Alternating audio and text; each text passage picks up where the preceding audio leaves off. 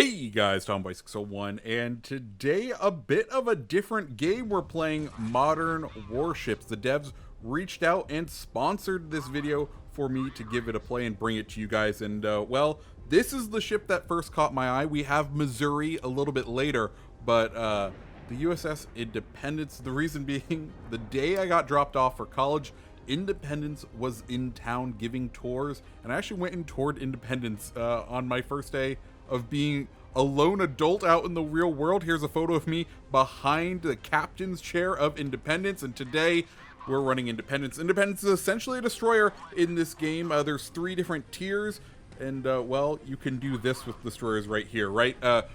Looking up in the left-hand corner, you have the minimap, and as you can see, we had some radar contacts. So what we're doing, stowing Independence behind the island, then using our helicopter to kind of fly out. We're going to try to engage some enemy ships, try to kind of stay out of their anti-aircraft range, and try to engage them for a little bit, weaken them down just a little, and wait while they come a little bit closer to us, a little bit more into our range, but also provide key spotting for our team. So that's kind of the plan we got going on over here. Modern Warships, it's a current mobile game about to be launched over on PC as well, with some cross-platform stuff going in. There's a wide variety of warships. Like I said, I saw Independence, and that kind of drew my eye to it. There are some older boats like Missouri. We'll cover her a little bit later. But yeah, we're up in the Apache. We're trying to get some hits, and as you can see, we're starting to take some big hits from anti-aircraft fire. Down at the bottom of the screen, you'll see the kind of flak. You have a limited number of flak charges, so we've taken some hits from him, but we're now starting to see another ship kind of approach over on the left-hand side. So we're kind of going to go in. We can see the enemies are starting to kind of push in to our little home base area, and well, this guy has some very tough AA that is really chewing through our health over there, so we're not going to last too long. We're down, but that's fine because the enemies are now nice and close. Time to push in with the Independence. Now, Independence has 3 main weapons that we are going to be able to engage with. The first one, that one on the top left, is going to be Tomahawk missiles. Zoom in and just simple lock in and fire. The next one that is off to the dead left, that is our torpedo launcher. We do have to be at a significant angle in order to use the torpedo launcher, but the torpedoes hit for massive damage. The final weapon that Independence holds as we come up against this other Independence is its front main gun. It's little, like, I think it's a Bushmaster, if I recall correctly, that we are able to engage. And as you can see, we are doing some pretty good damage to the enemy Independence right here. He's down. We are starting to engage the enemy helicopter that is hovering overhead. AA is done automatically in this, and you can go ahead and upgrade it. That's one of the things I have really enjoyed about this game, is you are able to actually upgrade the individual stats of the ship, whether it be the health, the damage, the range, the reload, things like that, the maneuverability, and it is done using the free-to-play currency. It's done using just the currency that's earned in game. Of course, you can use real money in order to get more of the in-game, in order to get more money in the game, and then use that to buy upgrade points. But you can just use the regular earned cash in game in order to buy the upgrade points, which is what I absolutely love. If you want to give this game a go, I do have a code. I believe it's Tommy. Also, look at this ship. We have a chronoplans in this game.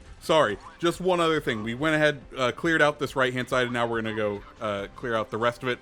But that was one of the other things I've really enjoyed about this game, is just the variety of ships and not so ships. If you're not aware what a chronoplan is, or a chronoplane, it uses the ground effect. So the idea that you can, if you fly really low, you can build up a cushion of air. Basically, I think that's what was known as the Caspian Dragon. It's a basically ultra low flying airplane that had like giant missiles on it. Super cool, weird Russian tech, but you know, there's some great ships in this. Anyways, if you do find yourself interested in this game, I do have a code. The code is Tommy. If you go ahead and put that in, I'll have all the links down below. You're gonna get 3 days of premium time, the USS Arleigh Burke, a missile cruiser, and 100 ups. The ups are the upgrading currency that is in this game, and we'll show off how to use them a little bit later in this video. But as you can see, we had this one guy that we had out on the radar content. He was nice and far back. Usually if he was far back, I was kind of concerned what he would be up to. We're going to go ahead and start making some evasive maneuvers as we start to engage him. I think he's the guy who knocked out our main guns previously, or our helicopter previously. And as you can see, we are kind of shifting left and right, trying to make it so that as he launches torpedoes at us, we can kind of break the contact on them.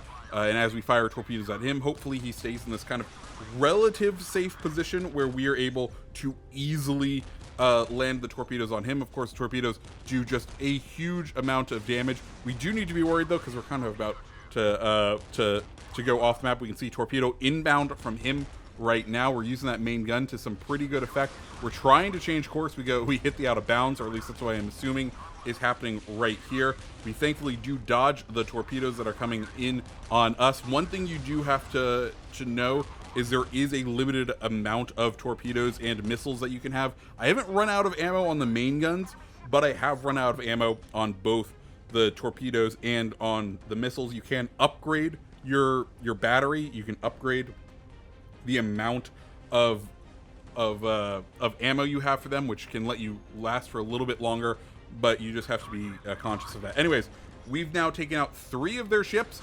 We have another USS Independence here, and you can see there's damage for running into there is damage for running into walls. So you do need to pay attention to the minimap, because you know, unlike a certain other game that I play, there is having issues with navigational hazards do end up costing you a little bit of health. It did that there, but we were able to use our repair party. I guess I should go ahead and talk about counterplay and what else is down on the screen. If you look at the bottom of the screen, you have that kind of rocket. You have that sort of like shell with a lock-on target. That is going to be like the flares, the countermeasure. So any sort of guided ordnance coming in, you are able to use that to get it, to frazzle it, to jam it, to get it to not hit you. And then the thing on the left-hand side is the repair party. As you can see, we're engaging another Independence. He's turning broadside to us, trying to I assume lay torpedoes towards us. We get a nice hit. I think one of our torpedoes did fairly well. We're also doing pretty good damage to him with our main gun. He's starting to be on fire. He's nice and low. We're trying to get around so that he can't lay any torpedoes on us. Nice torpedo up the butt, and we just have to dodge this last torpedo from him. And it does unfortunately hit us, taking us down to a little bit of damage. And now there is only one man remaining, and he is starting to look fairly weak. So we're going to go ahead, use the top speed. Of course, destroyers in this game, just like they are in a certain other game, nice and maneuverable, and we're going to be able to start and engage. As far as aiming goes, it is fairly easy. The guide ordnance do a fairly good job of coming in. The main guns, they're pretty accurate when you're kind of up close. They get you in the general sense, but sometimes when you're at range, you are going to have to adjust your aim, bring it in. You'll see a little bit later when we're playing Missouri, that is exactly what we have to do with Missouri. So we can see this player taking a couple hits. Of course, he's the last man coming down. Don't think he's really going to end up winning this one as we continue just to put some shells into him. I don't think we get the sink on this one, but we do end up with a pretty good score, highest damage of the match, which is always fun. And now we are back in port, this time with good old USS Missouri with her refit, which means not only do we have the 406, the 16-inch guns, but we also have some missile launchers. So what we're doing here is we're actually upgrading the ship, getting it ready for battle, because let me tell you, once you get into the top tiers of this game, the upgrading is very much important. I was on the hardcore struggle bus before I realized that you could actually go down and invest individual points into different sort of systems and the weapons. Once I did that, oh boy, does this game kind of open up to you. So, you know, we're just going to go through and go ahead and upgrade these. And now we are taking our wonderful upgrade in Missouri into battle. Of course, good old Iowa class battleship. What we do good is fire long range and deal some pretty massive damage if we can land a full broadside. Of course, that is a little bit difficult when you are dealing when everyone else, or majority of everyone else, has mainly locking weapons, and you are dealing with good old regular steel flinging projectiles. So here we go. We got our first little peek right here. We're kind of trying to see if we can line him up again, get that little keyhole of a shot here. I will say something that is very nice about this game. The objective, the maps are actually destructible, and also there are submarines. We'll see some combat against them later, but maps are destructible. So you'll see as we get into this, we have that submarine that's out on the surface. We're gonna go ahead, try to engage him. Now I will say Missouri is a top tier ship, and what that means is she does have access to a ton of different things. So if we go ahead and look, we do have our 2 primary missile launchers. We do also have secondary batteries that we control, as well as, I'm going to call more tertiary batteries, but basically we have a wide assortment of shells and missiles that we can go ahead and fire downrange. We can see this submarine still on the surface. We're trying to find a surface ship to engage, just because the largest surface area of the surface ship makes it so that hitting with the main 16-inch guns, which is exactly what we want to do, because if we do hit with the 16-inch guns, we can do some pretty massive damage. As you can see, we're kind of chipping down this enemy ship that is now kind of right in the way. We do have a good firing angle on him. One little criticism I do have for the game, that rear turret on the Missouri does ghost through the ship, but you know, not everything can be perfect. Also, it does make it so that you are able to engage things relatively quickly, and you do find yourself kind of at a disadvantage when using the big guns compared to having the missiles. Anyways, one target is down, and we are now engaging this set of ships right on over here.